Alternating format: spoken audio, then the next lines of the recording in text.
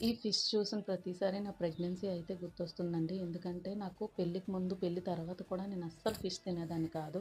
ఇంకా నేను మా పాప కడుపులో పడ్డాక నాకు సెవెంత్ మంత్ అప్పుడు ఈ పాప అయితే గ్రోత్ అవ్వలేదు. ఎందుకంటే వామిటింగ్స్ వల్ల నేను ఫుడ్ అస్సలు తీసుకునేదాన్ని కాదు.